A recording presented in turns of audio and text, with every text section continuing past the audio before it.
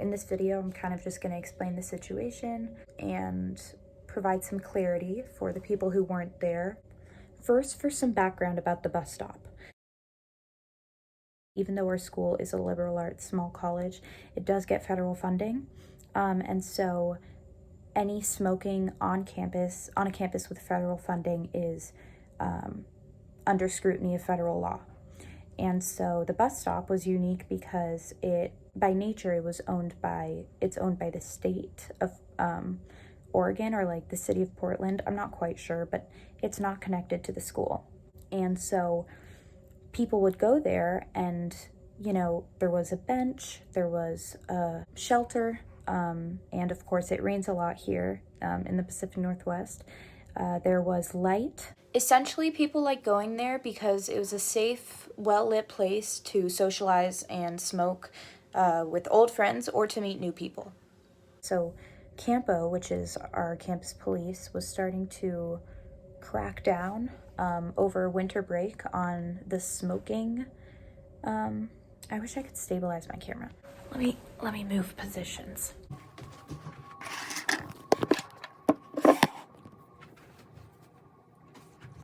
So Campo started cracking down on all of the smoking at Lewis and Clark. They cleared out several spots by one of the dorms where people had set up artwork and, communal chairs and trash cans, and they were cleaned every once in a while, like, a communal space where students got to know each other.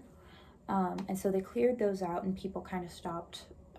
It worked, like people stopped going there as much, and they probably, moved to the bus stop or started smoking in their rooms and being more risky with things like that. Because, as I'll be very clear about in this video, this is not how you solve a smoking issue, because if people smoke and they are not planning on stopping, they will find a way to smoke. If that be then in their rooms, which first of all means that people who don't want to smoke are near it and potentially can smell it, which is not fair to the people who want to stay away from smoke. Also, more chance of setting off the fire alarms, and every time the fire alarm is set off, the fire department is called, and unnecessary calls to the fire department is obviously bad. And yeah, so basically, it is not a good thing to take away a safe place where people are sheltered and have light and can meet new people and make connections, because then people are still going to do their activity, but in a less safe and respectful way. I'll insert a picture here. It's actually good I moved the camera because now I have a space to like put stuff up. But yeah, so I actually posted this on my story that I think summarizes kind of my feelings about this pretty well. And so I'll give you a second to read it. Pause the video. Long story short, the bus stop is a good thing. We like the bus stop. So yeah, so now let's go back to the story. First of all, I was at that bus stop literally crying last night, so it's just wild how quick all of this happened.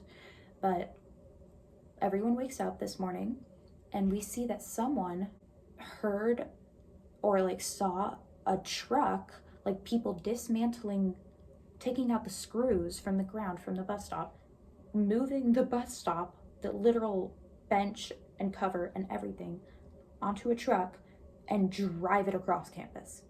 So people started talking on Instagram. They were mad. The general agreement is that we did not like this, and people started really getting into it by making memes. A lot of colleges, and Lewis and Clark is no exception, but a lot of colleges have like meme accounts, and so they got involved in the cause. And then posters were made. I remember I went into a class and posters hadn't been made, and I got out and they were everywhere. And this was like 5 hours after the first picture, like the first news started going around. There were physical posters all around campus that I will put here, and you can read it. Now this is where Yik Yak, another social media site, this video is basically talking about how social media is crazy and can organize protests. So Yik Yak is this anonymous, sort of like Twitter of people in a 5-mile radius of your location. So for me, in Portland, it encompasses Lewis and Clark, Reed, I think, Portland State University, and maybe one more, and then like the local high schools and businesses and stuff. And so people started sharing about the 10 p.m. wake. I think it actually started on Yik Yak. I don't think the poster was the first thing. I think someone posted on Yik Yak. I'll put it here. And it got circulated that way, but I'm not quite sure, but they happened around the same time.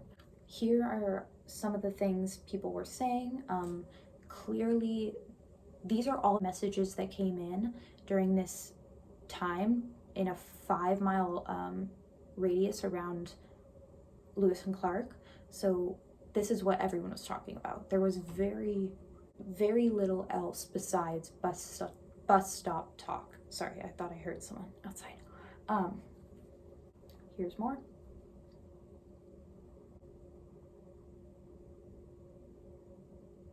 So as the day goes on, people are like taking pictures of the empty space where the bus stop used to be, talking about how genuinely sad they are because they have some really good memories there. People are like still talking about it, sharing.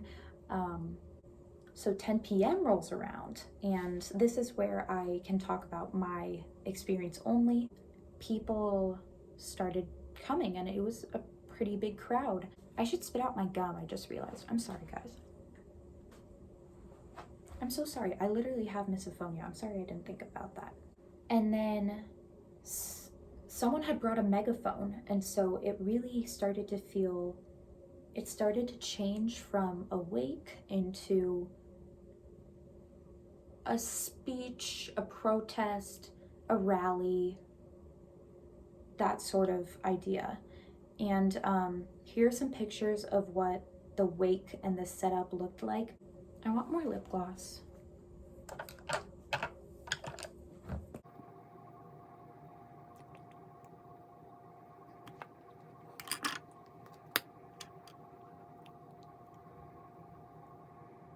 Oops. Sorry.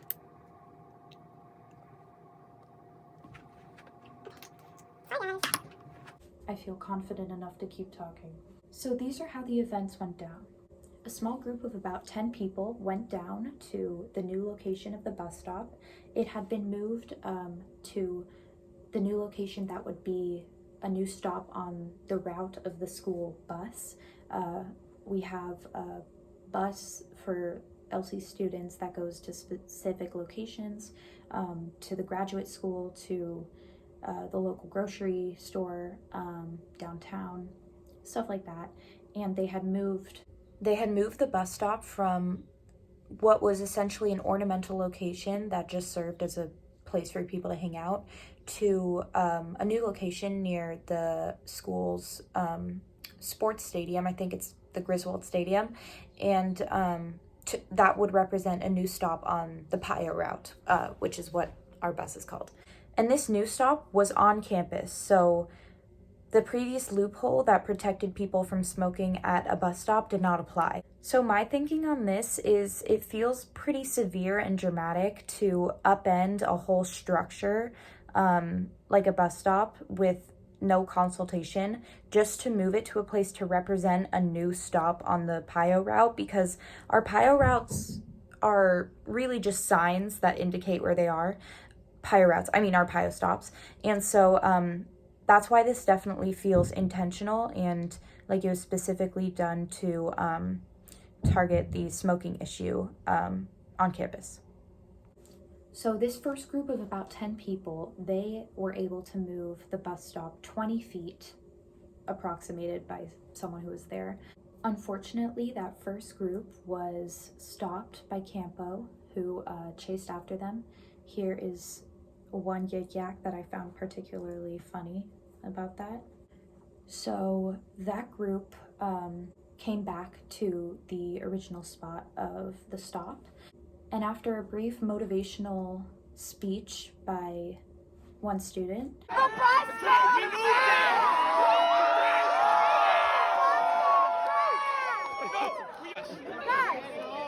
with 10 people, we made it 20 feet. Imagine what we could do with 100 people.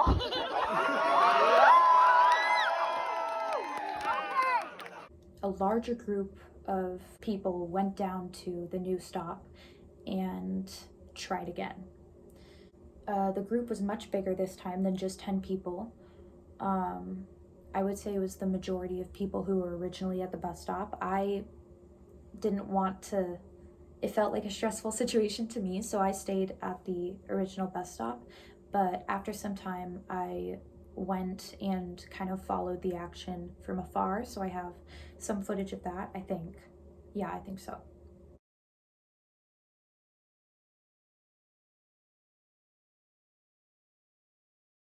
And they were successful.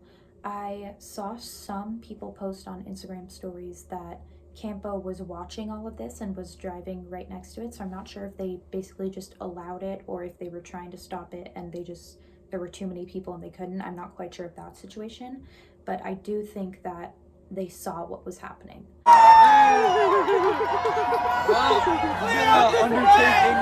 I've done nothing.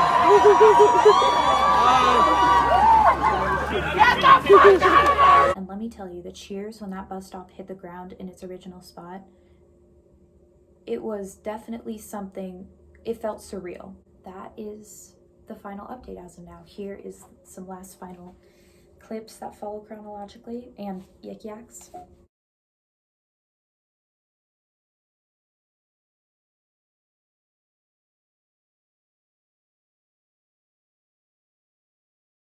Something they'd approve.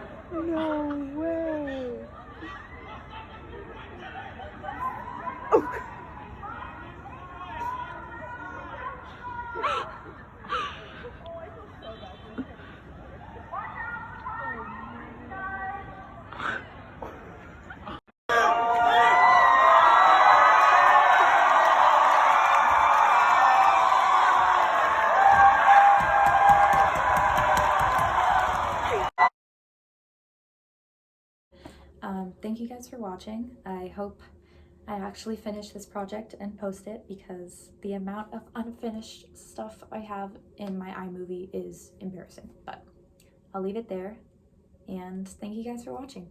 Bye!